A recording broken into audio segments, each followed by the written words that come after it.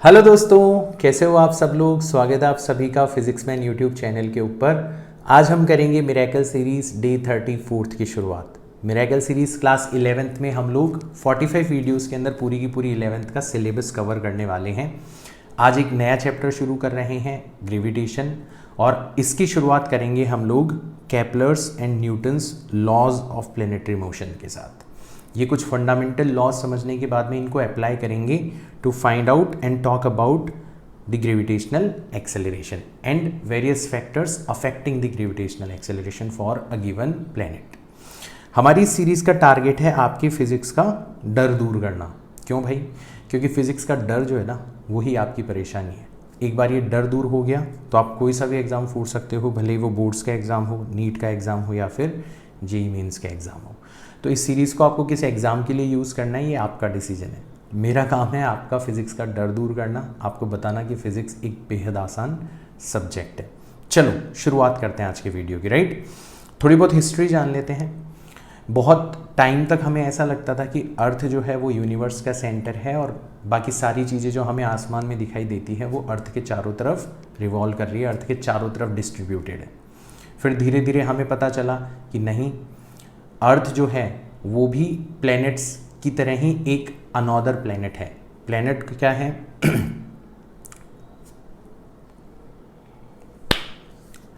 शुरुआत करते हैं आज के वीडियो। तो सबसे पहले तो जान लेते हैं थोड़ी बहुत हिस्ट्री। हमें बहुत टाइम तक ऐसा लगता रहा कि हमारी जो अर्थ है, यानी कि हम इस यूनिवर्स के सेंटर हैं और यूनिवर्स में, आसमान में जो भी चीज़ें हमें दिखाई देती है वो हमारे चारों तरफ डिस्ट्रीब्यूटेड है, हमारे चारों तरफ रिवॉल्व करती है। फिर हमने देखा कि नहीं यार, कुछ ऑब्जेक्ट्स ऐसे हैं जो कि अर्थ के चारों तरफ रिवॉल्व करते हुए नज़र नहीं आते, मूव करते हुए नज़र आते हैं। इनको प्लैनेट्स कहा गया। प्लैनेट की असली में मीनिंग जो होती है वो भी मूविंग ऑब्जेक्ट होती है। बट हमें पता चला कि यार अर्थ जो है वो भी उन्हीं प्लैनेट्स की तरह एक प्लैनेट है और ये सारे के सारे प्लैनेट्स जो हैं वो सन के चारों तरफ रिवॉल्व करते हैं। और फिर धीरे धीरे धीरे धीरे ये बात पुख्ता होती चली गई। लोगों ने इन प्लैनेट्स की लोकेशन को, इन प्लैनेट्स की मोशन को और अच्छे तरीके से ऑब्जर्व करना चालू किया। जैसे गैलीलियो ने अपना टेलीस्कोप बनाया तो उसके बाद में बिल्कुल साफ साफ हो गया, इन प्लैनेट्स की मोशन को हम लोग बहुत डिटेल के अंदर स्टडी कर पाए। कुछ लोग तो ऐसे हुए जिन्होंने अपनी पूरी ज़िंदगी भर केवल और केवल इन प्लैनेट्स की लोकेशन को रिकॉर्ड करने का ही काम किया, और उन्हीं में से एक थे हमारे टाइको ब्राहे महाराज। इन्होंने क्या किया कि डिफरेंट डिफरेंट प्लैनेट्स जो हैं उनको ऑब्जर्व किया, हर टाइम उनकी जो पोजीशन है उसको रिकॉर्ड करते चले गए और एक बहुत लंबा चौड़ा रिकॉर्ड इन्होंने तैयार किया। अब इस रिकॉर्ड को लेके इनके जो शिष्य थे जिनका नाम था केपलर, उन्होंने इस रिकॉर्ड के अंदर से कुछ पैटर्न्स को रिकॉग्नाइज करना चालू किया और यही पैटर्न्स कहलाए Kepler's laws of planetary motion. 3 laws Kepler के द्वारा बताए गए इस रिकॉर्ड के ऊपर बेस्ड। कौन कौन से? पहला कहा गया लॉ ऑफ ऑर्बिट। इसने क्या काम किया? इसने हमें ये बता दिया कि what is the shape of the orbit of planets around the sun. Is it circular और इलिप्टिकल? बता दिया केपलर ने उस रिकॉर्ड के ऊपर बेस्ड। उस रिकॉर्ड को देखा, ऑब्जर्व किया कि हाँ यार, ये तो सारे के सारे प्लैनेट्स अपनी पोजीशन इस तरीके से चेंज कर रहे हैं, इनके ऑर्बिट की शेप कुछ ऐसी होनी चाहिए। फिर दूसरा लॉ कहलाया लॉ ऑफ एरिया। इसने बहुत सारे क्वेश्चंस जो कि इंटरेस्टिंग थे उनका आंसर कर दिया। जैसे how does speed of planets vary. हमने देखा कि why do they move faster some time and slower at some other time. कुछ कुछ समय प्लैनेट्स फास्ट मूव करते हुए नजर आते हैं और कुछ कुछ समय वो काफ़ी स्लो हो जाते हैं। क्यों ऐसा हो रहा है? कौन है जो कि इस चीज़ को गवर्न कर रहा है कि भाई साहब अभी प्लैनेट स्लो हो जाओ और अभी प्लैनेट्स फास्ट हो जाओ। एंड तीसरा लॉ कहलाया लॉ ऑफ टाइम पीरियड्स। हमने देखा कि अलग अलग प्लैनेट्स का एक चक्कर लगाने का जो टाइम पीरियड है वो अलग अलग है। क्यों भाई? किस फैक्टर के ऊपर ये डिपेंड कर रहा है? तो बाद में जाके पता चला कि प्लैनेट्स की जो सन से डिस्टेंस है ऑन एन एवरेज, उसके ऊपर उनका टाइम पीरियड डिपेंड करता है। किस तरीके से डिपेंड करता है ये भी हमें केपलर भाई साहब ने ढूंढ के बता दिया। So how much time period of a planet, या how much time a planet will take to complete a revolution and on what factors it will depend, ये सारी की सारी चीज़ें हमें केपलर ने बता दी। तो केपलर ने इतने सटीक पैटर्न्स रिकॉग्नाइज किए कि बाद में जब इनको फर्दर इन्वेस्टिगेट किया गया कि ऐसा क्यों हो रहा है, केपलर के लॉ क्यों वर्क कर रहे हैं, उनका कारण जाना गया, तो हमने पता चला कि ये सब फंडामेंटल लॉज के ऊपर बेस्ड है। जैसे law of orbit and law of time period, fundamental law जिसको अपन कहते हैं न्यूटन्स लॉ ऑफ ग्रेविटेशन, उसके ऊपर बेस्ड है। And law of area is based on a fundamental law called law of conservation of angular momentum, जो कि हम already पढ़ चुके हैं। तो हम क्या करते हैं, हमारे इस चैप्टर की शुरुआत भी इन्हीं से करते हैं। हम इन तीनों लॉज को एक बार डिटेल में पढ़ते हैं एंड फिर हम लोग न्यूटन्स लॉ ऑफ ग्रेविटेशन की तरफ चलेंगे, जो कि इन पैटर्न्स का कारण हमें एक्सप्लेन करने का काम करेगा। देखो प्लैनेट्स मूव कैसे करते हैं, उनका टाइम पीरियड, उनकी स्पीड, ये सब कुछ तो हमें केपलर ने ही बता दिया था।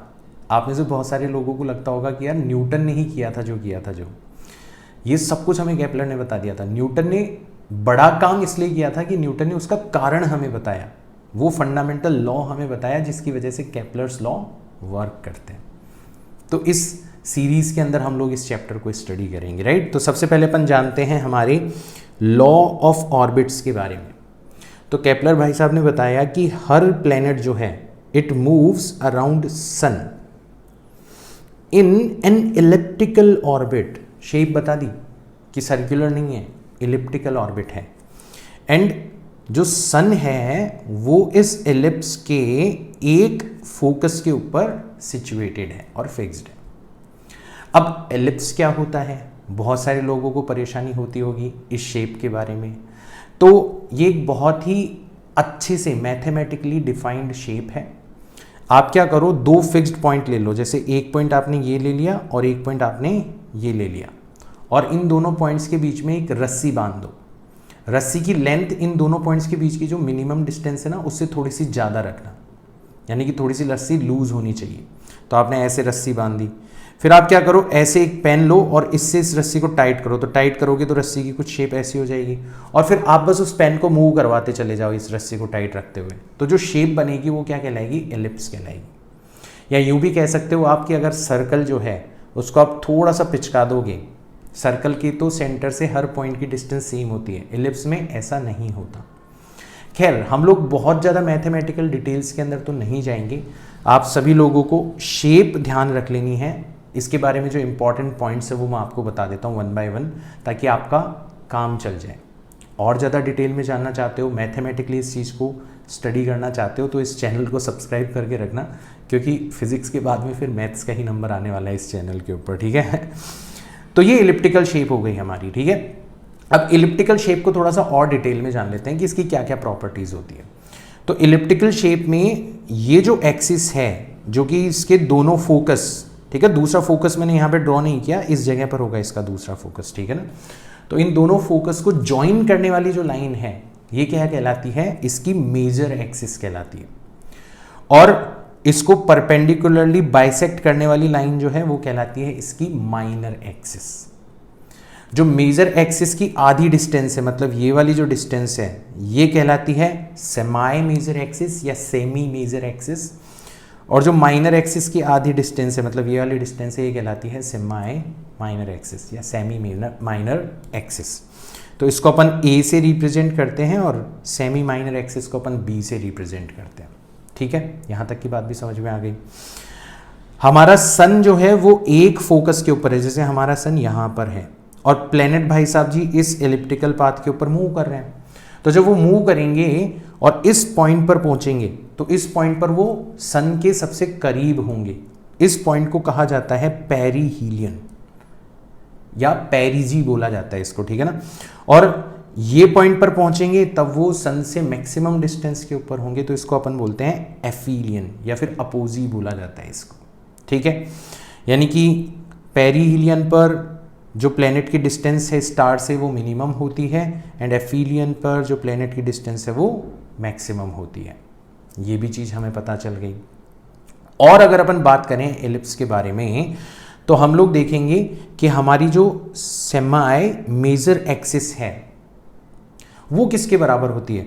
तो आप नोटिस करोगे यार, ये वाली डिस्टेंस मिनिमम आर मिन के बराबर है और ये वाली डिस्टेंस आर मैक्स के बराबर है, और इन दोनों का जो सम है वो ट्वाइस ऑफ ए के बराबर है, यानी कि ए जो होगा वो किसके बराबर हो जाएगा, पक्का आर मैक्स पर प्लस आर मिन डिवाइडेड बाय 2 के बराबर हो जाएगा। कोई पूछे तो हम ये बता सकते हैं। अगर हमें मैक्सिमम डिस्टेंस दी हुई हो, मिनिमम डिस्टेंस दी हुई हो, और हमसे कोई पूछे कि बताओ एलिप्टिकल ऑर्बिट का सेमी मेजर एक्सिस कितनी लेंथ का होगा, तो वो हम बता सकते हैं। इसी तरीके से एलिप्स के लिए एक प्रॉपर्टी डिफाइन करी जाती है जो कि कहलाती है एसेंट्रिसिटी, इसकी कैरेक्टरिस्टिक प्रॉपर्टी होती है, राइट। तो इस एसेंट्रिसिटी को ई से रिप्रेजेंट किया जाता है। इस एसेंट्रिसिटी को किससे रिप्रेजेंट किया जाता है, ई से रिप्रेजेंट किया जाता है। And for a given ellipse इसकी जो वैल्यू होती है वो root of 1 minus B square upon A square के इक्वल होती है।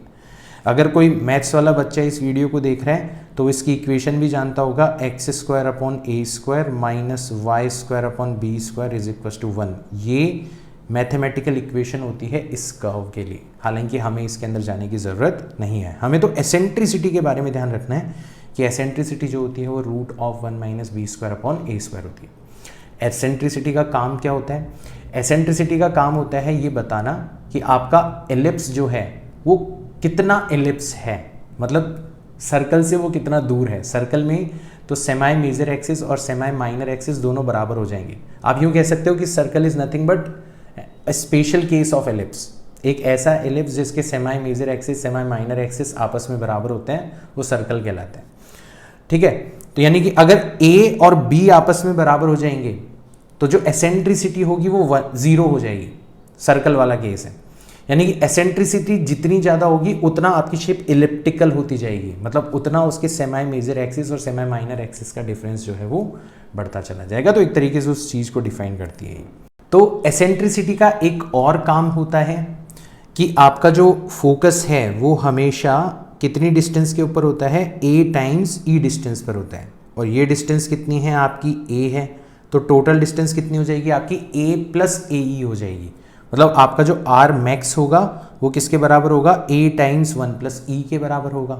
सिमिलरली ये वाली डिस्टेंस तो फिक्स है a टाइम्स e, और ये वाली डिस्टेंस भी फिक्स है a, तो जो ये रिमेनिंग डिस्टेंस बच गई यानी कि आर मिन जो बच गया वो किसके बराबर हो जाएगा, a माइनस ए ई, यानी कि a टाइम्स 1 माइनस ई के बराबर हो जाएगा। तो कई बार क्या होता है कि हमें जो इलिप्टिकल ऑर्बिट है उसकी एसेंट्रिसिटी की वैल्यू गिवन होती है और उसके सेमी मेजर एक्सिस की वैल्यू गिवन होती है, और हमसे पूछा जाता है कि बताओ अपोजी और पेरिजी की वैल्यू कितनी होगी, मतलब मैक्सिमम डिस्टेंस और minimum distance of planet from the star कितनी होगी। तो अब हमारे पास में फॉर्मूलाज हैं, हम लोग आसानी से ये फाइंड आउट कर सकते हैं। हम ये भी देख सकते हैं कि हमारी जो मैक्सिमम और मिनिमम डिस्टेंस का रेशियो है वो केवल और केवल एसेंट्रिसिटी के ऊपर डिपेंड करता है, यानी कि वो होता है 1 plus e divided by 1 minus e. तो आपको एसेंट्रिसिटी दे दिया जाएगा और आपसे पूछा जाएगा कि बताओ आर मैक्स और आर मिन का रेशियो कितना है, तो वहाँ पे चकरा मत जाना, आप लोगों के पास में फॉर्मूला है, आप आसानी से इसको सॉल्व कर सकते हो। और आपसे क्या पूछा जा सकता है, लॉ ऑफ एरिया के बारे में पूछा जा सकता है। This is the second law जो कि केपलर ने हमें बताया था। ये बेस्ड होता है आपका law of conservation of angular momentum के ऊपर। क्यों, आप बाद में जाके जानोगे कि प्लेनेट के ऊपर सन की वजह से जो लगने वाला फोर्स है ना वो सेंट्रल फोर्स है, मतलब वो हमेशा मोशन के परपेंडिकुलर होता है, यानी कि उसकी वजह से कोई भी टॉर्क प्रोड्यूस नहीं होता। अब जब कोई एक्सटर्नल टॉर्क प्रोड्यूस नहीं हो रहा तो आपका एंगुलर मोमेंटम क्या रहना चाहिए, कंजर्व रहना चाहिए, और उसी की वजह से आपको लॉ ऑफ एरिया वर्क करता हुआ नजर आता है। क्या कहता है law of area, law of area कहता है कि आपका जो rate of area swept by the line joining the planet and star, ये हमेशा कांस्टेंट होता है। जैसे मान लो आपका प्लेनेट यहाँ पर है और आपने प्लेनेट को सन से ज्वाइन किया तो ये लाइन बनी। अब कुछ टाइम में प्लेनेट आपका कहाँ पर चला गया, यहाँ पर चला गया, तो इस लाइन ने कितना एरिया स्वीप किया, इतना एरिया इसने क्या कर लिया, स्वीप कर लिया। सिमिलरली अगर आपका प्लेनेट यहाँ पर है और सेम टाइम के बाद में आप देखोगे जितना टाइम आपने यहाँ पर अलाउ किया था तो आपका प्लेनेट कहाँ पर पहुँच जाएगा, यहाँ पर पहुँच जाएगा। प्लेनेट को सन से मिलाने वाली लाइन ने कितना एरिया स्वीप किया है, अब की बार इतना एरिया स्वीप किया है।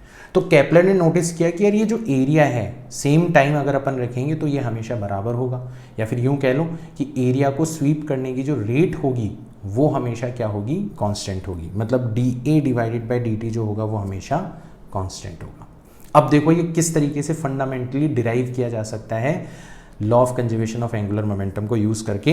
तो हमें एज अ फैक्ट तो ये ध्यान रखना ही है कि it is based on law of conservation of angular momentum because the force between planet and star is a central force. It does not produce any torque on the planet. तो अब देखो जो हमारे एरिया को SVEEP करने की जो rate है ना, वो किसके बराबर निकल के आएगी, angular momentum divided by twice of m के बराबर निकल के आएगी। आप पूछोगे सर कैसे, किस तरीके से? तो हम लोग इस ट्रायंगल को पकड़ते हैं। अब इस ट्रायंगल का एरिया देखना कितना होगा, ठीक है, इस ट्रायंगल का एरिया देखना कितना होगा। तो हम ये जो डिस्टेंस है इस डिस्टेंस को ले लेते हैं एक बार के लिए r, ठीक है, और ये वाली जो डिस्टेंस है इसको हम ले लेते हैं, तो ये वाली डिस्टेंस कितनी हो जाएगी, v multiplied by delta t हो जाएगी। मान लेते हैं कि इस दौरान जो प्लेनेट की वेलोसिटी है वो कांस्टेंट रही है, छोटा सा एरिया है, और अप्रॉक्सीमेटली अगर ये राइट एंगल्ड ट्रायंगल माना जा सकता है तो इसका जो एरिया होगा, ठीक है, यानी कि डेल्टा a जो होगा वो किसके बराबर हो जाएगा, हाफ मल्टीप्लाइड बाय बेस यानी कि r मल्टीप्लाइड बाय हाइट यानी कि v multiplied by delta t। तो यहाँ से देखो delta a divided by delta t किसके इक्वल निकल के आ रहे हैं, half into r into v।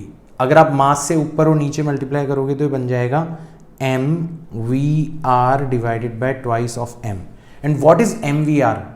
m v मतलब मोमेंटम, r मतलब परपेंडिकुलर डिस्टेंस, तो it is nothing but angular momentum divided by twice of m। तो आप इसको किसी भी तरीके से कह सकते हो कि आपका dA बाई dt कांस्टेंट होता है, that is law of area. आपका वेलोसिटी और जो रेडियस है इन दोनों का प्रोडक्ट कांस्टेंट होता है, it is another way of saying it, this is also law of area. या आपका angular momentum divided by twice of m constant होता है, this is also law of area. तो आपने देखा कि आपकी वेलोसिटी और डिस्टेंस का जो प्रोडक्ट है वो कांस्टेंट रहेगा। इसका मतलब वेलोसिटी डिस्टेंस की इनवर्सली प्रोपोर्शनल होगी, मतलब जहाँ पर डिस्टेंस मैक्सिमम होगी वहाँ पर वेलोसिटी मिनिमम हो जाएगी, और जहाँ पर डिस्टेंस मिनिमम होगी वहाँ पर वेलोसिटी मैक्सिमम हो जाएगी।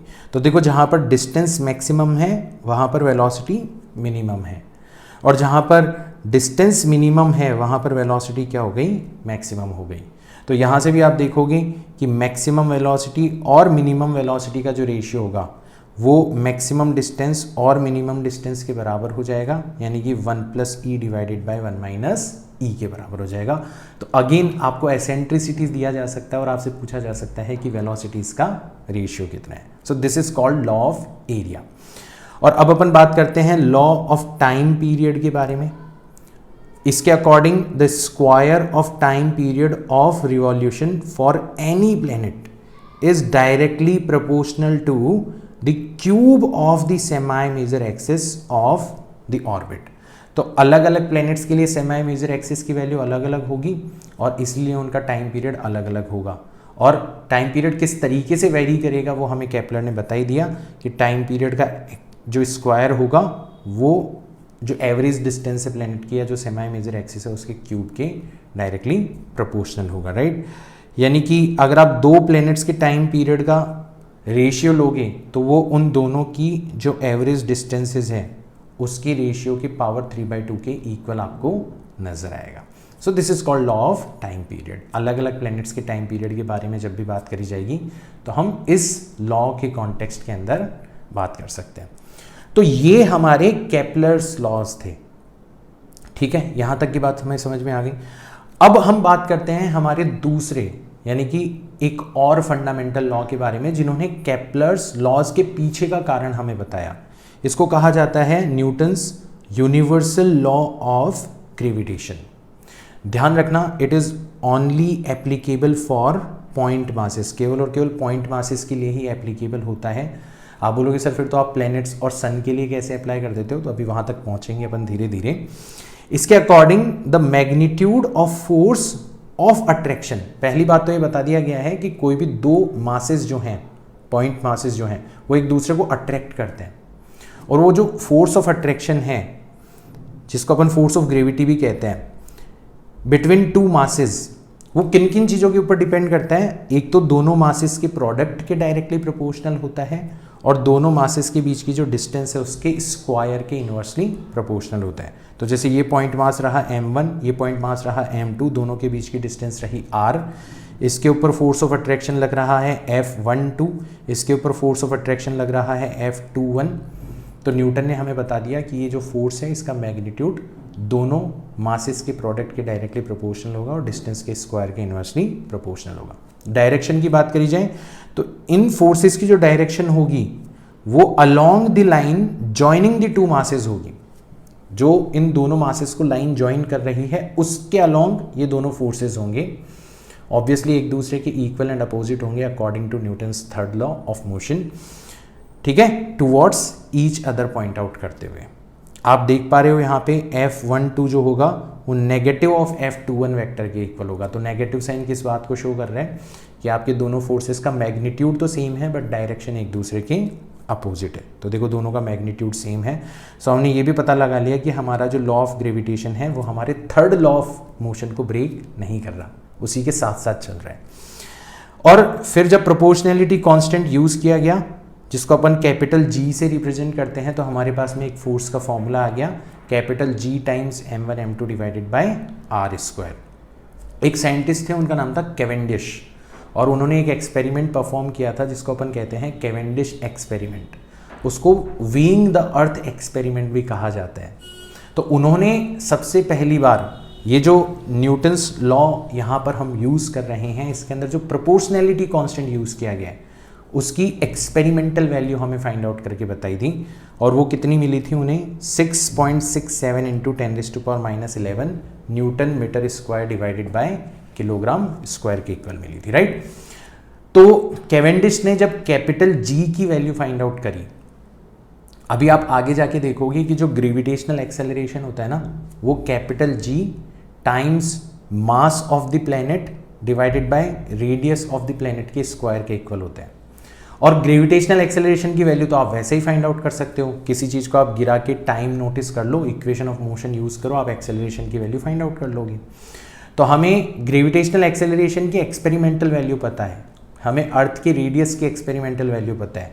केवेंडिश भाई साहब ने कैपिटल G की भी एक्सपेरिमेंटल वैल्यू हमें बता दी और देखा कि ये यूनिवर्सल कांस्टेंट है, ये दुनिया में कहीं भी चले जाओ, किसी भी जगह चले जाओ, इसकी वैल्यू आपको हमेशा सेम दिखाई देगी, ये किसी भी चीज़ के ऊपर डिपेंड नहीं करता। तो जैसे ही कैपिटल G की वैल्यू पता चली तो हम कैपिटल M की वैल्यू फाइंड आउट कर पाए, मतलब हम प्लेनेट का मास, अर्थ का मास फाइंड आउट कर पाए केवेंडिश के एक्सपेरिमेंट के बाद में। इसलिए उसको प्यार से क्या कहा जाने लगा, वीइंग द अर्थ एक्सपेरिमेंट कहा जाने लगा, राइट। खैर हम लोग उसके डिटेल में नहीं जाएंगे, आपके NCERT में वो बहुत डिटेल के अंदर एक्सप्लेन कर रखा है।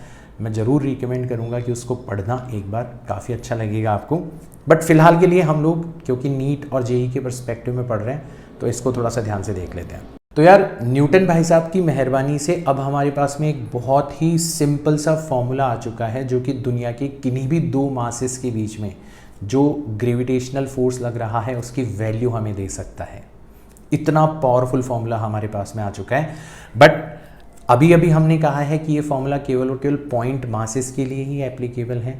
तो अब इसको एक्सटेंड कैसे करेंगे? तो अगर मान लो हमें force of gravitation find out करना है बिटवीन टू स्फेरिकल ऑब्जेक्ट्स, तो नॉर्मल तरीका तो क्या होगा कि स्फेरिकल ऑब्जेक्ट के हर पॉइंट मास की वजह से दूसरे स्फेरिकल ऑब्जेक्ट के हर पॉइंट मास के ऊपर लगने वाला हम फोर्स फाइंड आउट करेंगे और हर पॉइंट मास के लिए काम करेंगे, फिर उन सबका वेक्टर सम करेंगे, तब जाके हमें ओवरऑल फोर्स की वैल्यू पता चलेगी। किसी ने तो किया ये काम और फिर उसने देखा कि यार ये जो ओवरऑल फोर्स हम निकाल रहे हैं इतनी मेहनत से, ये तो इस तरीके से भी निकाला जा सकता है। किस तरीके से? कि आपकी जो स्फेरिकल बॉडी है अगर वो यूनिफॉर्म है, उसकी डेंसिटी यूनिफॉर्म है, तो आप उसके पूरे के पूरे मास को उसके सेंटर के ऊपर कंसंट्रेटेड मान सकते हो। यानी कि इस स्फेरिकल बॉडी का मास यहाँ पर कंसंट्रेटेड माना जा सकता है और इस वाली बॉडी का जो मास है वो यहाँ पर कंसंट्रेटेड माना जा सकता है। अब दोनों पॉइंट मास बन गए और दोनों के बीच की डिस्टेंस आपको सेंटर टू सेंटर लेनी है, वो डिस्टेंस भी आपको पता चल गई और आप इसको यूज़ करके आसानी से ग्रेविटेशनल फोर्स निकाल सकते हो। तो स्फेरिकल बॉडीज़ की अगर अपन बात करें, so these bodies can be considered as point masses kept at their centre if their density is uniform, उनकी शेप, उनकी डेंसिटी यूनिफॉर्म, राइट। तो फोर्स की वैल्यू हो जाएगी G(m1 m2 divided by R square. ध्यान रखना है यहाँ पर r जो होगा वो डिस्टेंस बिटवीन सेंटर्स होगा। तो अब हम सक्सेसफुली जो स्फेरिकल बॉडीज़ है उसके लिए भी हमारे Newton's universal law of gravitation को यूज़ कर सकते हैं। एक और ख़ास बात, force of gravitation inside spherical shell. मान लो ये एक आपकी स्फेरिकल शेल है जिसका मास m2 है और इसके अंदर एक पॉइंट मास रखा हुआ है m1। तो m2 की वजह से m1 के ऊपर कितना फोर्स लगेगा? तो आप देखोगे कि इस स्फेरिकल शेल का इधर वाला जो हिस्सा है ये हमारे मास को इधर की तरफ अट्रैक्ट करेगा, ठीक है, ये अट्रैक्ट करेगा, और ये जो इधर वाला हिस्सा है ये इधर की तरफ अट्रैक्ट करेगा। मतलब एक तरीके से खींचतान चल रही है, खींचतान चल रही है, और उस खींचतान का रिजल्ट हम लोगों ने देखा तो कितना मिला? हमें 0 मिला। मतलब दोनों तरफ से इक्वल फोर्स लगाया जा रहा है, यानी कि ओवरऑल फोर्स जो प्रोड्यूस हो रहा है जो अंदर रखे हुए ऑब्जेक्ट के ऊपर वो कितना है? 0 है। तो इसको एज अ रूल आप ध्यान रख सकते हो, एक काफ़ी काम आने वाला है कि inside spherical shell if a mass is kept anywhere the force of gravitation on it due to spherical shell will be 0। अब अगर जिसने इलेक्ट्रोस्टैटिक्स पढ़ रखी है या कभी एज अ फैक्ट पढ़ रखा है इलेक्ट्रोस्टैटिक शील्डिंग के बारे में, तो उसके दिमाग में क्वेश्चन आएगा कि सर ये जो बिहेवियर है ये तो बिल्कुल इलेक्ट्रोस्टैटिक्स जैसा है, तो क्या ग्रेविटेशनल शील्डिंग भी पॉसिबल है ना? तो ध्यान रखना, ग्रेविटेशनल शील्डिंग पॉसिबल नहीं है। पहले तो समझो शील्डिंग का मतलब क्या होता है। तो अपन पहले इलेक्ट्रोस्टैटिक्स की टर्म्स में समझते हैं। तो इलेक्ट्रोस्टैटिक शील्डिंग का मतलब क्या होता है कि अगर आपकी मान लो कोई कंडक्टिंग शेल है, मेटल से बनी हुई है, कंडक्टर से बनी हुई है, उसके अंदर आपने किसी चार्ज को रख दिया, तो उस शेल की वजह से भी उस चार्ज के ऊपर नेट फोर्स 0 होगा। ये तो चलो कोई बात नहीं, हमारे ग्रेविटेशन से मैच करता है। बट इनफैक्ट अगर मान लो बाहर कोई चार्ज रखा हुआ है, हमारी जो शेल है ना वो अंदर रखे हुए चार्ज को इवन इसकी फील्ड से भी क्या कर लेगी? इसकी फील्ड से भी क्या कर लेगी? शील्डिंग प्रोवाइड करवा देगी। कैसे? कि इसकी वजह से भी अंदर रखे हुए चार्ज के ऊपर लगने वाला जो नेट फोर्स होगा वो 0 होगा। या यूं कह लो, इसकी वजह से नहीं, इसकी वजह से और स्फेरिकल शेल की वजह से चार्जेस का रीअरेंजमेंट कुछ इस तरीके से हो जाएगा कि स्टिल अंदर रखा हुआ जो चार्ज है उसके ऊपर 0 फोर्स लगेगा। तो एक तरीके से कंडक्टिंग शेल ने अंदर रखे हुए चार्ज को बचा लिया, शील्डिंग प्रोवाइड करवा दी। So that's why it is called electrostatic shielding. Gravitation के केस में ऐसा पॉसिबल नहीं है। ग्रेविटेशन के केस में शेल की वजह से फोर्स 0 होगा, बट अगर अदर कोई मास रखा हुआ है तो उसकी वजह से फोर्स लगेगा और आपको नेट फोर्स नॉन 0 मिलेगा, ठीक है। तो सेम सिचुएशन है, एक पॉइंट मास अंदर रखा हुआ है शेल की और एक पॉइंट मास बाहर रखा हुआ है। तो शेल की वजह से मतलब 1 पर 2 की वजह से लगने वाला फोर्स तो अभी भी 0 है। शेल की वजह से जो फोर्स लग रहा है वो तो 0 है, बट 1 पर 3 की वजह से लगने वाला फोर्स नॉन 0 है। यानी कि आपका जो ओवरऑल फोर्स है वो अभी कितना है? अभी नॉन 0 है। So gravitational shielding is not possible. अगर आप फंडामेंटली देखोगे तो ग्रेविटेशनल फोर्स जो होता है ना वो हमेशा अट्रैक्टिव होता है, और जो इलेक्ट्रोस्टैटिक फोर्स है वो अट्रैक्टिव भी होता है एज वेल एज रिपल्सिव भी होता है। इसीलिए इलेक्ट्रोस्टैटिक शील्डिंग पॉसिबल है, ग्रेविटेशनल शील्डिंग पॉसिबल नहीं है। अगर बहुत लूज रीज़न अगर मैं आपको देना चाहूँ तो, बट एज ए फैक्ट आप इसको ध्यान रख सकते हो, ठीक है। अब अपन बात करते हैं कि हमारा जो ये ग्रेविटेशनल फोर्स है ये किस तरीके से प्लैनेट्स को सन के चारों तरफ रिवॉल्व करवाने का काम करता है। भाई कोई भी चीज़ अगर रिवॉल्व करेगी तो इसको टुवर्ड्स द सेंटर एक फोर्स चाहिए जिसको अपन बोलते हैं सेंट्रीपिटल फोर्स।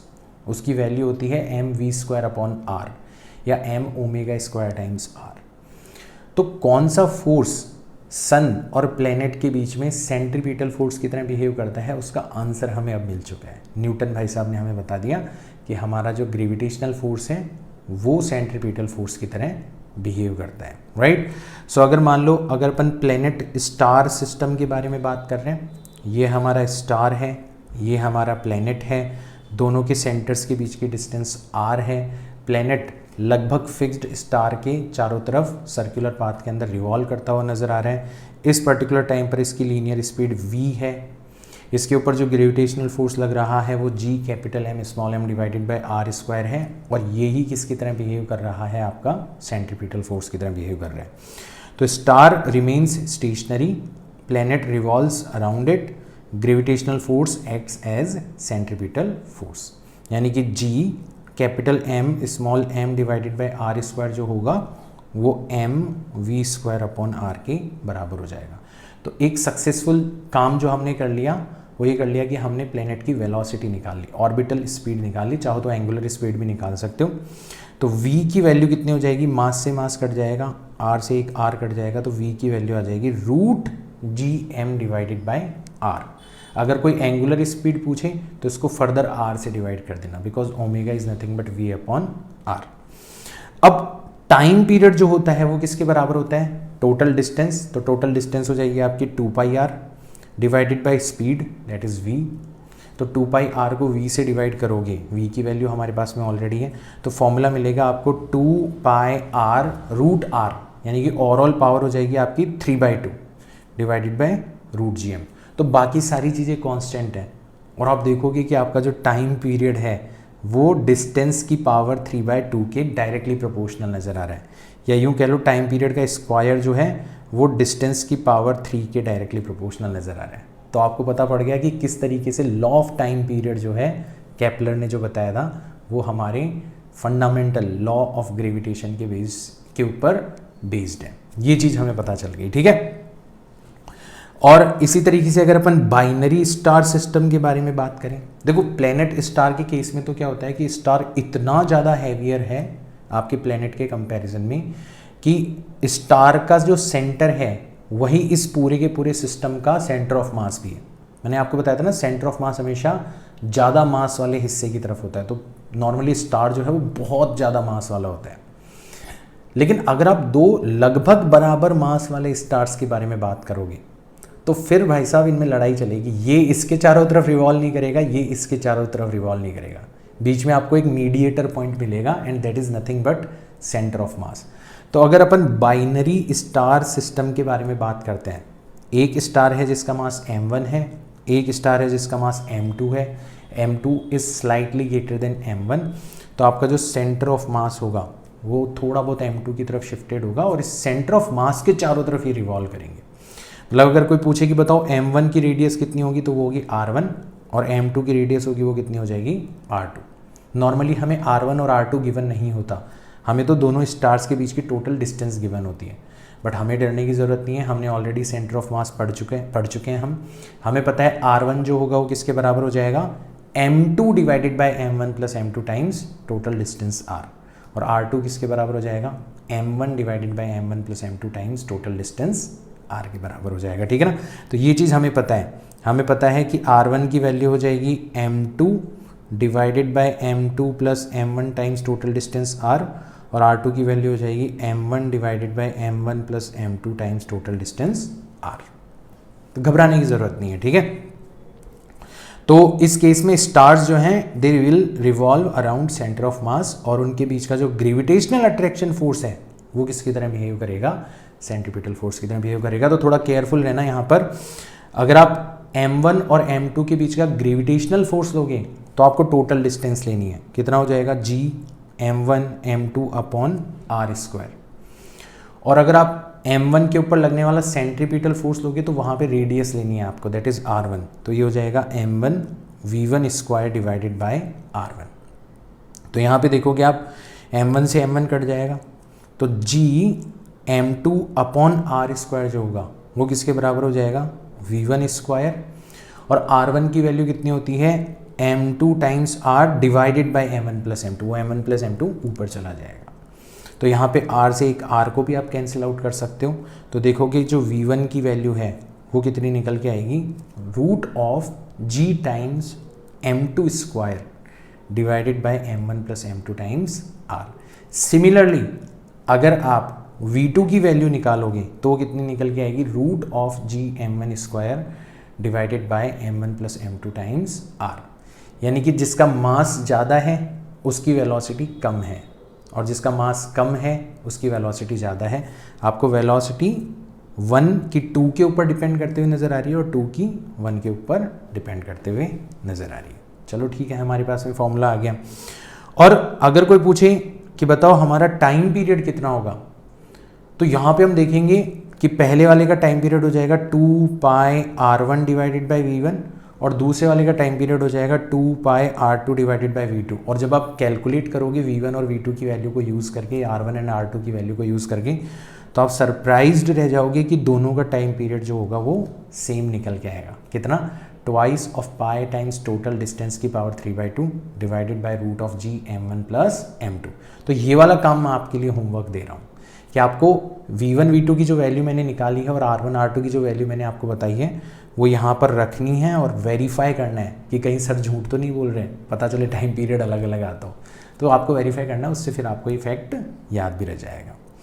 तो अब हमें डरने की ज़रूरत नहीं है, हमें मेन फंडा पता पड़ गया कि यार जब भी रोटेशन के बारे में बात करी जाती है, प्लेनेटरी मोशन के बारे में बात करी जाती है, तो जो रिक्वायर्ड सेंट्रीपिटल फोर्स है वो कहाँ से आता है?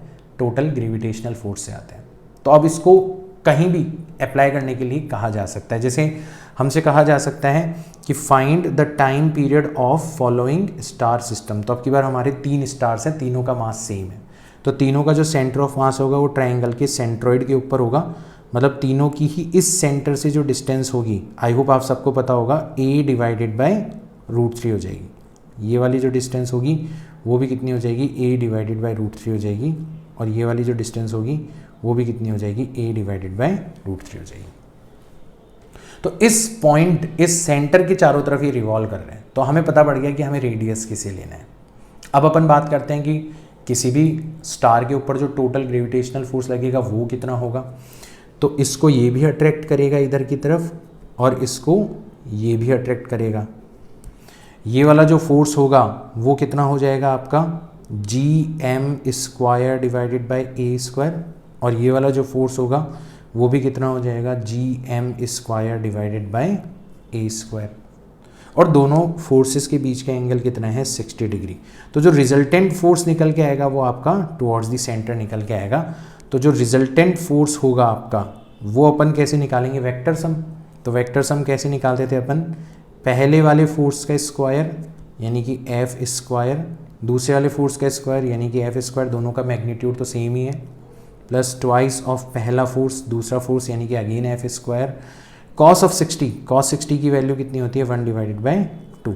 तो ये आ जाएगा आपका √3 टाइम्स F यानी कि √3 times gm² divided by a²।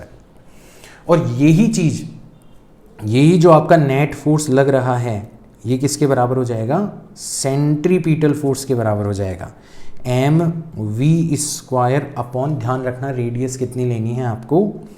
a divided by √3 के बराबर हो जाएगा। चलो रखो, तो यहाँ पे आप देखोगे √3 times gm² divided by a² जो है वो किसके इक्वल निकल के आ रहा है? mv² times √3 divided bye a के इक्वल निकल के आ रहा है। तो यहाँ पे देखोगे √3 से √3 कैंसिल आउट हो जाएगा, a से a कैंसिल आउट हो जाएगा, m से, ठीक है, m से एक पावर m कैंसिल आउट हो जाएगी। तो ओवरऑल वेलोसिटी कितनी निकल के आएगी आपकी? √G∩M डिवाइडेड बाय a निकल के आएगी। सरप्राइजिंगली वेलोसिटी उतनी ही है जितनी हमने सिंगल प्लेनेट स्टार सिस्टम के केस में देखी थी। तो वेलोसिटी तो हमने निकाल ली।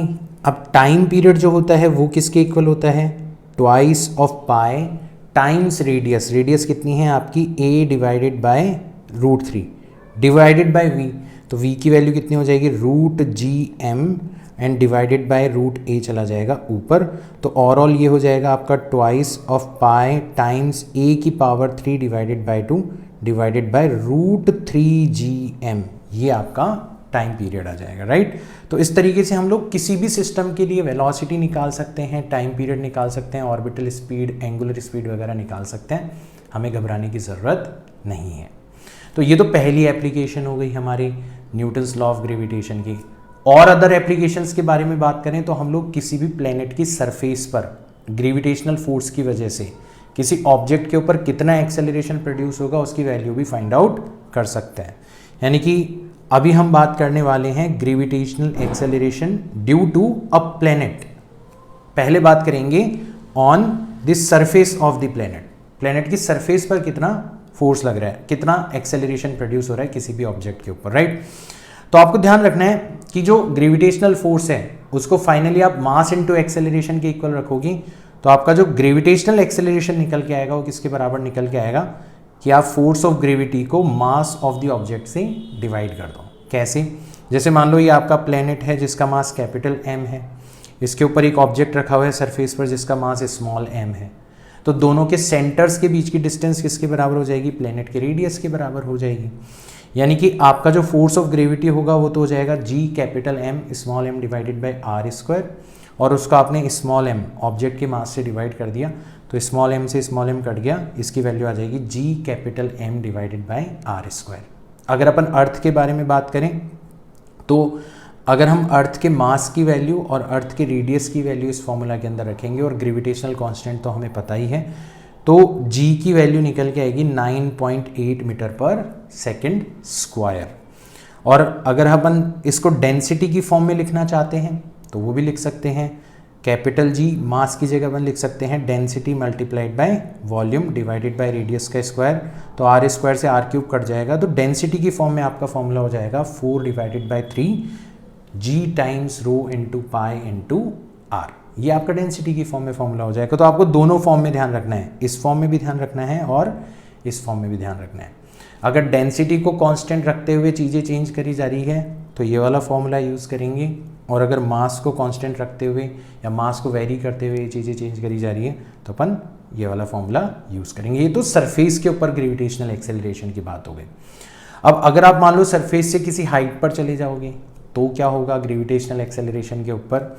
तो आप आपके ऑब्जेक्ट को किसी हाइट h पर ले जाते हो, यहाँ पर देखते हो कि ग्रेविटेशनल फोर्स कितना प्रोड्यूस होगा, तो आपकी बार इसके सेंटर और इसके सेंटर के बीच की डिस्टेंस हो जाएगी r प्लस h, तो फोर्स हो जाएगा आपका G capital M small m divided by r plus h का होल स्क्वायर, और उसको आपने मास ऑफ ऑब्जेक्ट से डिवाइड कर दिया, m से m कट गया, तो आपके ग्रेविटेशनल एक्सेलरेशन की वैल्यू आ गई G capital M divided by r plus h whole square.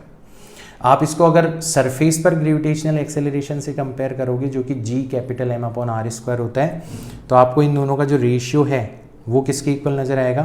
तो GH की वैल्यू आपने रखी, G की वैल्यू आपने रखी, GM से GM कट गया, ये ऊपर चला जाएगा तो आ जाएगा ratio R square divided by R plus H whole square. तो ये तो एग्जैक्ट रेशियो है। अब नॉर्मली हमारी हाइट जो है वो रेडियस ऑफ अर्थ के कंपैरिजन में काफ़ी कम होती है, तो हम लोग एक अप्रॉक्सीमेशन भी यूज़ कर सकते हैं। तो अगर हमारा एच आर के कंपैरिजन में बहुत कम है, 1%, 2%, अप टू 5% है, तो हम लोग क्या कर सकते हैं, हम लोग आर स्क्वायर कॉमन ले सकते हैं, तो ब्रैकेट के अंदर रह जाएगा 1 प्लस एच अपॉन आर का होल स्क्वायर। देखो यहाँ से आप आर को बाहर निकालो तो बाहर आते आते आर स्क्वायर हो जाएगा और अंदर बच जाएगा 1 plus H upon R whole square.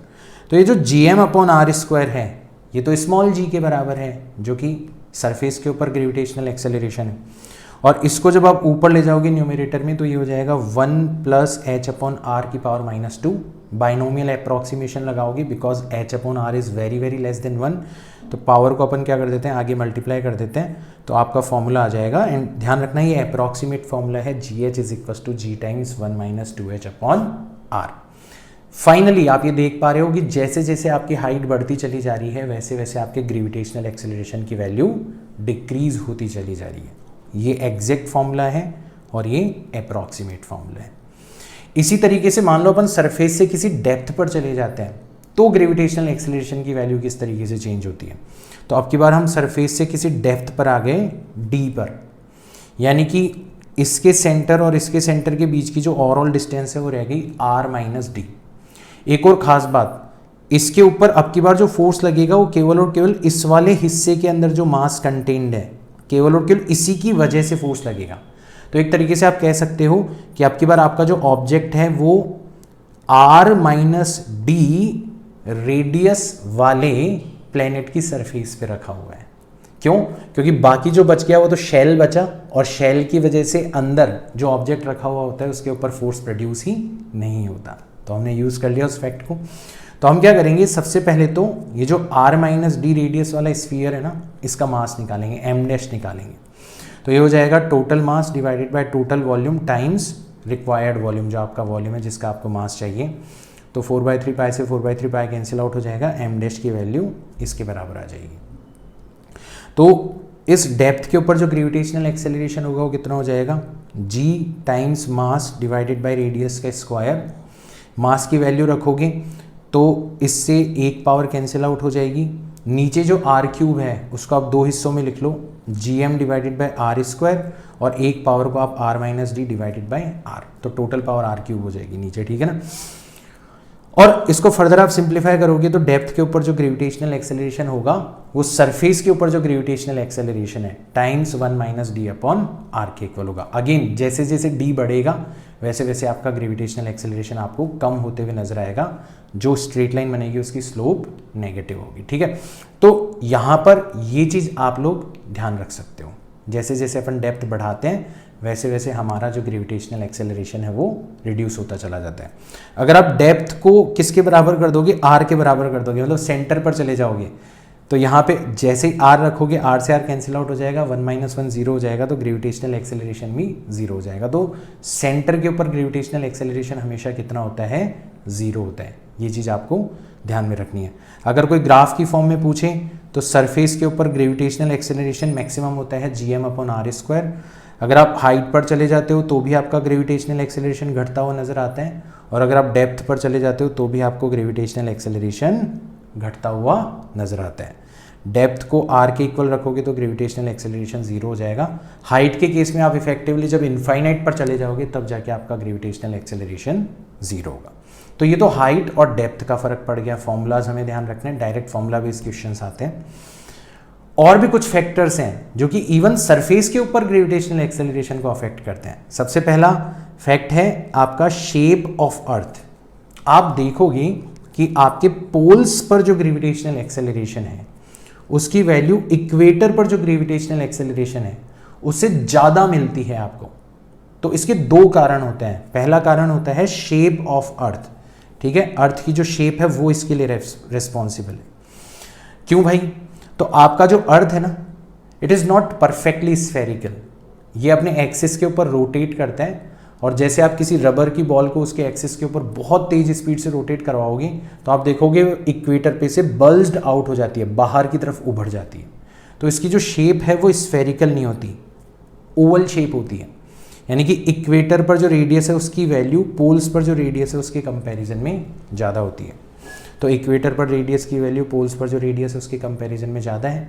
Surface पर जो ग्रेविटेशनल एक्सेलरेशन है वो रेडियस के स्क्वायर के इन्वर्सली प्रोपोर्शनल है। यानी कि जहाँ पर रेडियस ज़्यादा है वहाँ पे एक्सेलरेशन कम होगा, जहाँ पर रेडियस कम है वहाँ पर एक्सेलरेशन ज़्यादा होगा, है ना। तो पोल्स पर एक्सेलरेशन ज़्यादा हो जाएगा इक्वेटर के कंपैरिजन में। पहला कारण तो ये हो गया। दूसरा कारण कि आपकी जो अर्थ है वो खुद अपने एक्सिस के ऊपर रोटेट कर रही है, और उसकी वजह से भी आपका gravitational acceleration on the surface of earth affect होता है। जैसे मान लो आपका कोई मास यहाँ पर रखा हुआ है, यहाँ पर रखा हुआ है, इसका मतलब है इक्वेटर से थीटा एंगल बना रही है इसको सेंटर से मिलाने वाली लाइन, है ना। अब इसके ऊपर जो अर्थ के सेंटर की तरफ ग्रेविटेशनल फोर्स लग रहा है वो तो हो जाएगा mg। अगर मान लो अर्थ स्टेशनरी होती तो g की वैल्यू किसके बराबर हो जाती, g times capital M upon R square. लेकिन अर्थ रोटेट कर रही है तो अवे फ्रॉम द सेंटर आपको एक फोर्स लगाना है, centrifugal force m omega square times radius. अब ये रेडियस आपको ये वाली डिस्टेंस लेनी है, और ये वाली डिस्टेंस जो है वो r cos थीटा के इक्वल है। यानी कि आपका इधर की तरफ जो फोर्स लगेगा वो जाएगा m omega square r cos theta. इसका भी हमें इस वाली लाइन के अलोंग कंपोनेंट लेना है, क्योंकि यही हमारे ग्रेविटेशनल फोर्स को अफेक्ट करेगा। अगर करेगा तो ये हो जाएगा आपका थीटा एंगल, तो कंपोनेंट हो जाएगा आपका m omega square r cos theta. इसका cos कंपोनेंट तो cos स्क्वायर थीटा आ जाएगा। तो अब आप देखोगे कि आपका mass into effective gravitational acceleration जो होगा, मतलब ओवरऑल एक्सेलरेशन जो होगा वो किसके बराबर हो जाएगा। तो ये तो सपोर्टिंग फोर्स हो गया और ये अपोजिंग फोर्स हो गया, मास कॉमन आके कैंसिल आउट हो जाएगा।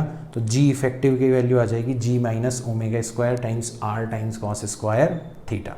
यानी कि थीटा के ऊपर पूरा का पूरा खेल डिपेंड कर रहा है। अगर आप इक्वेटर की बात करोगे तो थीटा 0 हो जाएगा, यानी कि cos 0 की वैल्यू 1 हो जाएगी, यानी कि इफेक्टिवली जो ग्रेविटेशनल एक्सेलरेशन होगा वो g minus omega square times r होगा। और अगर आप पोल्स पर चले जाओगे तो थीटा की वैल्यू 90 हो जाएगी, cos 90 0 होता है, मतलब ये वाली की पूरी टर्म ही 0 हो जाएगी। तो पोल्स पर जो ग्रेविटेशनल एक्सेलरेशन होगा वो g होगा। तो आप देख रहे हो पोल्स पर जो ग्रेविटेशनल एक्सेलरेशन है उससे ओमेगा स्क्वायर r इतना कम है इक्वेटर के ऊपर एक्सेलरेशन। तो यहाँ से भी हमें पता पड़ गया कि पोल्स के ऊपर एक्सेलरेशन की वैल्यू इक्वेटर के कंपैरिजन में ज़्यादा होनी चाहिए। तो ये कुछ फैक्टर्स हैं जो कि किसी भी प्लेनेट की सरफेस के ऊपर जो ग्रेविटेशनल एक्सेलरेशन है उसकी वैल्यू को अफेक्ट कर सकते हैं। तो आज जो भी कुछ हम लोगों ने पढ़ा है, हमने केपलर्स लॉस पढ़े हैं, हमने यूनिवर्सल लॉ ऑफ ग्रेविटेशन पढ़ा है, हमने ग्रेविटेशनल एक्सेलरेशन के बारे में पढ़ा है। तो इनके ऊपर कुछ बहुत ही टिपिकल फॉर्मूला बेस्ड क्वेश्चंस आपसे पूछे जाते हैं किसी भी रेस्पेक्टिव एग्जाम के अंदर। आप बेहद आसानी से इन क्वेश्चंस को कर दोगे। तो अपन कुछ क्वेश्चंस के थ्रू इन कॉन्सेप्ट्स को और डेप्थ के अंदर समझने की कोशिश करते हैं। तो पहला क्वेश्चन लेते हैं अपन। हमें कहा गया है 4 particles of mass m, 2m, 3m and 4m are kept in a sequence at the corners of a square of side a। तो ये तो हम बना लेते हैं एक स्क्वायर, और इसकी जो साइड है वो कितनी है, a है। और कैसे रखा गया है, यहाँ पर रखा गया है m को, यहाँ पर रखा गया है 2m को, यहाँ पर रखा गया है 3m को, और यहाँ पर रखा गया है 4m को। ठीक है। The magnitude of gravitational force acting on a particle of mass small m placed at the centre of the square will be. तो यहाँ पे सेंटर पर एक स्मॉल m रखा हुआ है, इसके ऊपर ओवरऑल फोर्स कितना लग रहा होगा वो हमें फाइंड आउट करना है। तो इसको हम क्या करेंगे, ये जो 3m है ना, इसको हम क्या करेंगे 2m प्लस m लिखेंगे। तो इधर से भी m मास अट्रैक्ट कर रहा है और इधर से भी m मास अट्रैक्ट कर रहा है, दोनों एक दूसरे को क्या कर देंगे, कैंसिल आउट कर देंगे। तो ये और ये एक दूसरे को कैंसिल आउट कर देंगे। सिमिलरली अपन 4m को क्या लिखेंगे, 2m प्लस 2m लिखेंगे। तो इधर का एक 2m और इधर का एक 2m आपस में एक दूसरे के अट्रैक्शन को क्या कर देंगे, कैंसिल आउट कर देंगे। तो अब इसके ऊपर जो ओवरऑल फोर्स लगेगा वो इधर की तरफ लगेगा, कितने वाले मास की वजह से, 2m वाले मास की वजह से, और इधर की तरफ लगेगा कितने वाले मास की वजह से, 2m वाले मास की वजह से। ठीक है, यानी कि दोनों तरफ सेम फोर्सेस लगेंगे और एंगल कितना हो जाएगा आपका, √90 डिग्री एंगल हो जाएगा। ठीक है ना। तो अगर ये वाला फोर्स F है और ये वाला फोर्स F है तो आपका ओवरऑल फोर्स कितना हो जाएगा, √2 टाइम्स F हो जाएगा। खेल खत्म। तो आपका जो नेट फोर्स निकल के आएगा वो कितना निकल के आएगा, √2 टाइम्स F। और F क्या है, स्मॉल m के ऊपर 2m की वजह से लगने वाला फोर्स। तो स्मॉल m के ऊपर 2m की वजह से लगने वाला फोर्स कितना हो जाएगा, g। पहला मास स्मॉल m, दूसरा मास 2m डिवाइडेड बाय दोनों के बीच की डिस्टेंस। तो अगर ये वाली डिस्टेंस a है तो ये वाली डिस्टेंस कितनी हो जाती है आपकी, a डिवाइडेड बाय √2 हो जाती है। तो a डिवाइडेड बाय √2 का स्क्वायर करेंगे तो a स्क्वायर √2 का स्क्वायर चला जाएगा 2, जो कि ऊपर भेज देंगे अपन। तो ये हो जाएगा आपका 2 × 2 4, तो 4 √2 times g × m square divided bye a square. ये आपकी वैल्यू आ जानी चाहिए। Option number 3 is correct.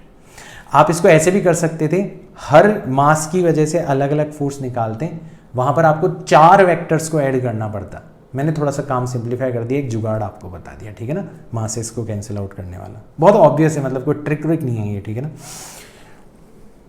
If the distance between the centres of earth and moon is d, तो ये तो हो गई हमारी अर्थ, ठीक है, और ये हो गया हमारा मून। और इन दोनों के सेंटर्स के बीच की जो डिस्टेंस है वो आपको कितनी दे रखी है, मास ऑफ d दे रखी है। बहुत बढ़िया, चलो ठीक है। And mass of earth is 81 times that of moon. तो अगर इसका मास m है तो इसका मास कितना हो जाएगा, 81 टाइम्स m हो जाएगा। चलो कोई बात नहीं। At what distance from the centre of earth the gravitational field will be 0। अब ग्रेविटेशनल फील्ड जहां पर 0 होगी वहां पर आप कोई भी मास रखोगे ना तो उसके ऊपर लगने वाला फोर्स भी कितना हो जाएगा, 0 हो जाएगा। नॉर्मली फील्ड का मतलब होता है यूनिट मास के द्वारा एक्सपीरियंस किया गया फोर्स। तो आपने क्या करा, यहाँ से x डिस्टेंस के ऊपर क्या करा आपने, x डिस्टेंस के ऊपर एक 1 किलोग्राम का मास रख दिया और इसके ऊपर अब ओवरऑल फोर्स 0 होना चाहिए। तो ये वाला फोर्स तो लग रहा है अर्थ की वजह से और ये वाला फोर्स लग रहा है मून की वजह से। ओवरऑल फोर्स 0 कब होगा, जब अर्थ की वजह से लगने वाला फोर्स और मून की वजह से लगने वाला फोर्स आपस में क्या हो जाए, 0 हो जाए। तो अर्थ की वजह से लगने वाला फोर्स हो जाएगा g टाइम्स पहला वाला मास है 81 टाइम्स m, दूसरा वाला मास है 1 किलोग्राम, डिवाइडेड बाय दोनों के सेंटर्स के बीच की डिस्टेंस कितनी है, x। और अगर अपन मून की वजह से फोर्स देखें तो कितना हो जाएगा, g टाइम्स पहला वाला मास है m, दूसरा वाला मास है 1 किलोग्राम और दोनों के बीच की जो डिस्टेंस है वो कितनी हो जाएगी, कैपिटल D माइनस एक्स हो जाएगी। तो कैपिटल D माइनस एक्स का होल स्क्वायर।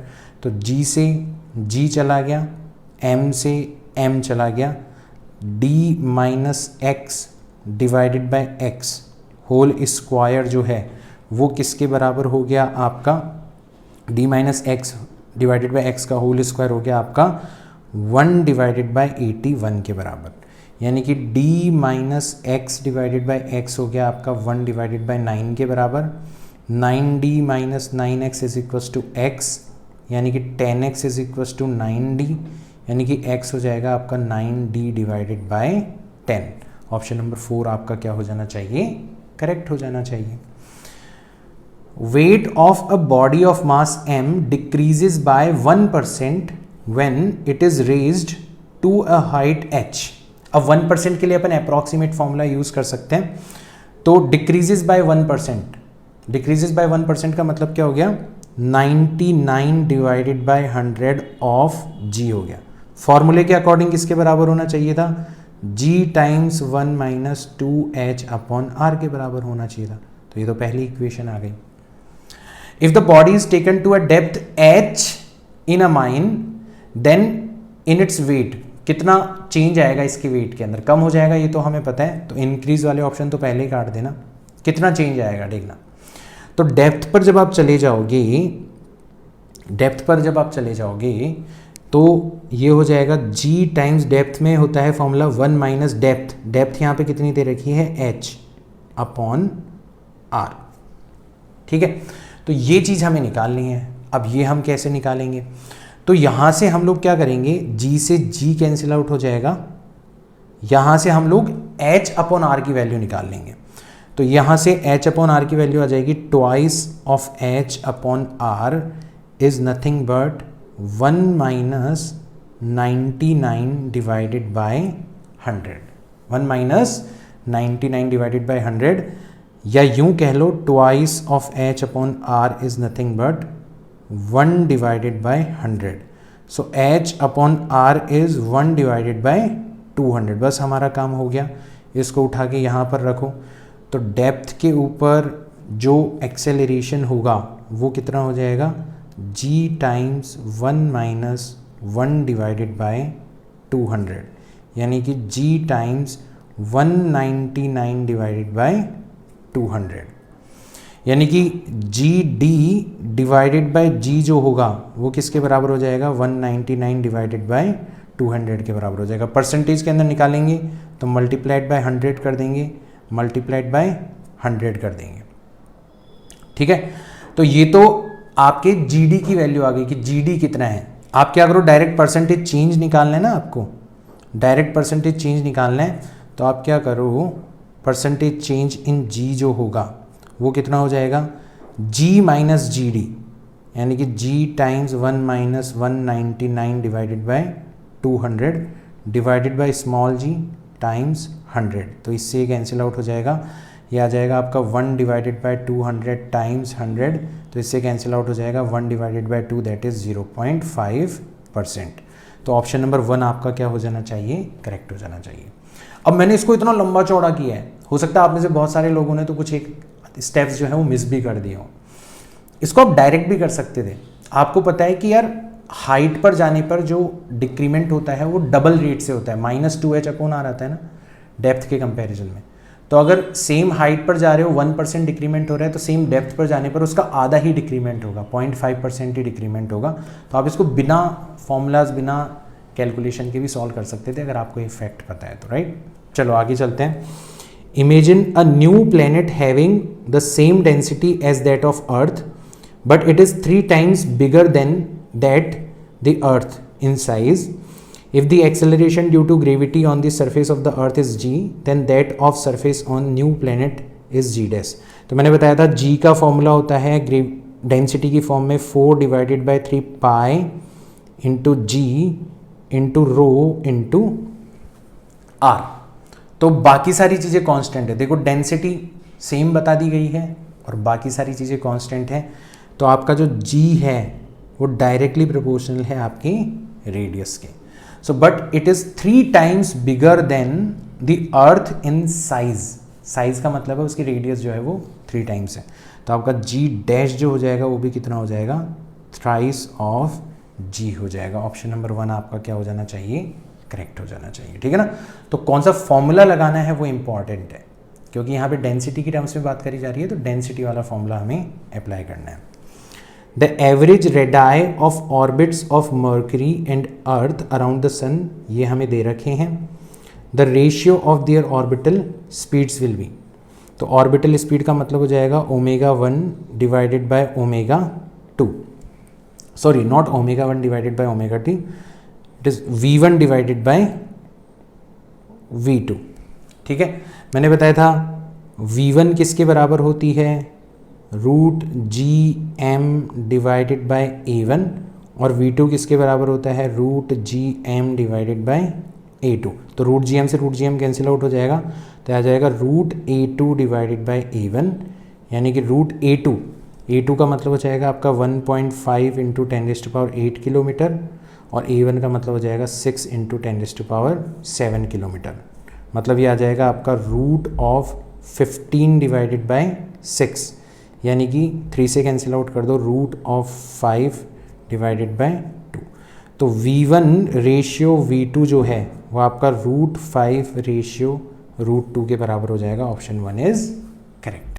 ये क्वेश्चन देखो, a planet is revolving the sun, a planet is revolving around the sun, its distance from the sun at apogee is RA and perigee is RP. The mass of the planet and sun is small and capital M. VA and VP is the velocity of planet at apogee and perigee respectively, and T is the time period of revolution of planet around the sun। तो एक तरीके से जो हमने Kepler's laws पढ़े थे उसको पूरा का पूरा रिवाइज करवा देगा आपका ये वाला क्वेश्चन। तो सबसे पहले इसमें first option and second option time period के बारे में है, तो टाइम पीरियड के बारे में बात कर लेते हैं। तो मैंने बताया था आपको कि टाइम पीरियड किसके इक्वल हुआ करता है, टाइम पीरियड इक्वल हुआ करता है 2 पाई जो एवरेज रेडियस होती है उसकी power 3 divided by 2 divided by root of GM के इक्वल होता है, ठीक है। यानी कि टाइम पीरियड का जो स्क्वायर होगा वो किसके इक्वल हो जाएगा, 4 pi square a cube divided by GM के इक्वल हो जाएगा। यहाँ तक की बात भी आ गई होगी समझ में। अब a क्या है, a है आपका एवरेज रेडियस, तो एवरेज रेडियस अपन लिख सकते हैं RA plus RP divided by 2, और जैसे अपन ये यहाँ पर रखेंगे तो टाइम पीरियड का स्क्वायर हो जाएगा आपका 4 pi square RA plus RP की power 3 divided bye GM and 2 cube करोगे तो कितना आ जाएगा आपका 8 आ जाएगा। तो ओवरऑल आंसर आएगा आपका pi square RA plus RP की power 3 divided bye twice of GM। तो देखोगे आपका ऑप्शन बी जो है उसमें बिल्कुल सही सही दिया हुआ है टाइम पीरियड का स्क्वायर, तो एक तो ऑप्शन बी करेक्ट हो गया। फिर हमने देखा था कि डिस्टेंस एंड वेलोसिटी इन दोनों का प्रोडक्ट हमेशा कांस्टेंट रहता है। तो अगर आप पोजी पर बात करें तो डिस्टेंस का और वेलोसिटी का प्रोडक्ट, और पेरिजी पर बात करें तो डिस्टेंस का और वेलोसिटी का प्रोडक्ट बराबर होगा, मतलब ऑप्शन सी भी करेक्ट है। और इसका एक और मतलब ये होता है कि जहाँ पर डिस्टेंस ज़्यादा होगी वहाँ पर वेलोसिटी कम हो जाएगी।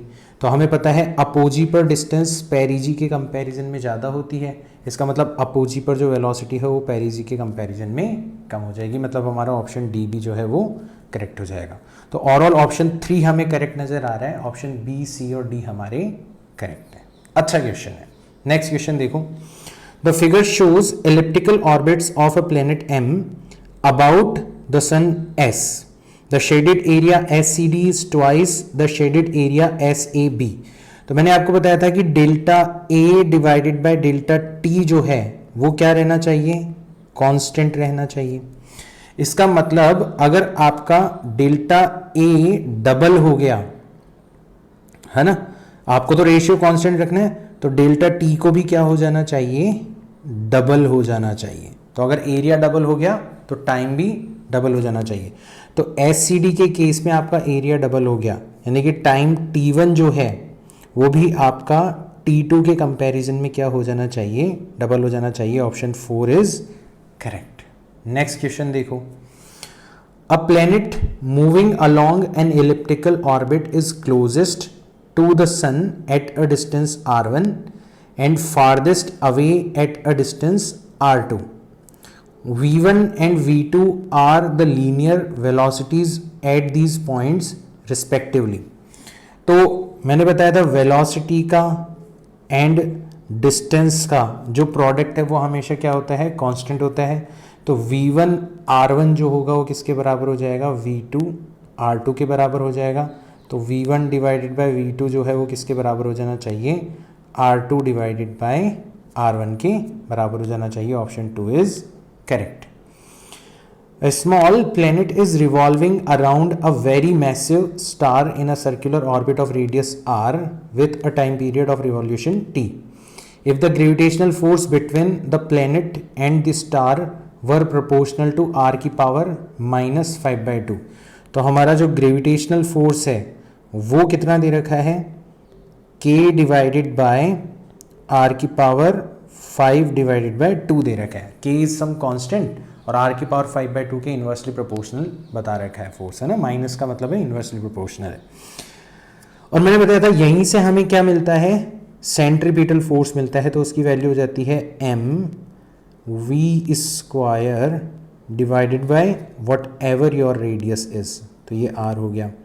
तो यहाँ से हम देख रहे हैं कि v की वैल्यू कितनी निकल के आ रही है, r से r की पावर 5/2 कैंसिल आउट कर दो तो कितना बचेगा, 5/2 - 1 करोगे तो 3/2 बचेगा, ठीक है ना। 5/2 का मतलब होता है 2.5, तो उसमें से 1 माइनस कर दो तो 1.5 बचेगा, ठीक है। तो ये हो जाएगा k divided by m into r की power 3 divided by 2 whole under root. ये आपकी वेलोसिटी की वैल्यू आ गई। अब आपका टाइम पीरियड किसके इक्वल होता है, 2πr डिवाइडेड बाय v के इक्वल होता है। तो देखो यहाँ पे 2πr डिवाइडेड बाय v, तो v की जगह अपन रखेंगे √k डिवाइडेड बाय m, ये सब तो कांस्टेंट है। और r की पावर 3/2 की फर्दर पावर 1/2, तो कितना हो गया, r की पावर 3/4 हो गया, ठीक है। तो ये चला जाएगा ऊपर, r की पावर 3 डिवाइडेड बाय 4 चला जाएगा ऊपर। तो अब देखो ओवरऑल r की पावर कितनी आ रही है, ओवरऑल r की पावर आ रही है 1 + 3/4 मतलब 7 डिवाइडेड बाय 4। तो अब हमें पता पड़ गया कि हमारा टाइम पीरियड जो होगा वो r की पावर 7 डिवाइडेड बाय 4 के डायरेक्टली प्रोपोर्शनल होगा। Option number 4 is correct. तो ऐसे कर सकते हो ऐसे क्वेश्चन को। A planet revolves around the sun in an elliptical orbit, Vp and Va are the velocities of the planet at perigee and apogee respectively. तो पेरिजी पर आपकी डिस्टेंस मिनिमम होती है, अपोजी पर आपकी डिस्टेंस मैक्सिमम होती है। तो जहाँ पर डिस्टेंस कम वहाँ पर वेलोसिटी ज़्यादा होगी, तो ये रेशियो होता है 1 + e डिवाइडेड बाय 1 - e। आपको एसेंट्रिसिटी निकालनी है तो ये हो जाएगा Vp minus Vp times e is equals to Va plus Va times e। इसको जब आप सॉल्व करोगे तो ये आ जाएगा Vp minus Va is equals to Vp plus Va times e। तो एसेंट्रिसिटी की वैल्यू आ जाएगी Vp minus Va divided by Vp plus Va। देखो कौन सा वाला ऑप्शन करेक्ट होगा, ऑप्शन नंबर 4 आपका क्या हो जाएगा, करेक्ट हो जाएगा। तो ये सारे के सारे क्वेश्चंस केवल और केवल आपको इसलिए करवाए गए हैं ताकि आपको ये कॉन्फिडेंस आ जाए कि केपलर्स लॉज के ऊपर बेस्ड या Newton's law of universal gravitation, Newton's law of gravitation के ऊपर बेस्ड अगर कोई भी क्वेश्चन हमसे पूछा जाता है तो हम उस क्वेश्चन को आसानी से सॉल्व कर सकते हैं। साथ ही साथ में ये वो क्वेश्चन भी हैं जो कि फ्रीक्वेंटली पूछे जाते हैं, तो एक तरीके से आपने सारे के सारे इंपॉर्टेंट एंड जो फ्रीक्वेंटली आस्क्ड क्वेश्चन है वो भी मेरे थ्रू कर लिए हैं, मिरेकल सीरीज़ के थ्रू कर लिए हैं। तो आप कमेंट्स के अंदर मुझे बताना आपको लेक्चर कैसा लगा। मैं मिलता हूँ हमारे नेक्स्ट वीडियो के अंदर, तब तक के लिए बाय।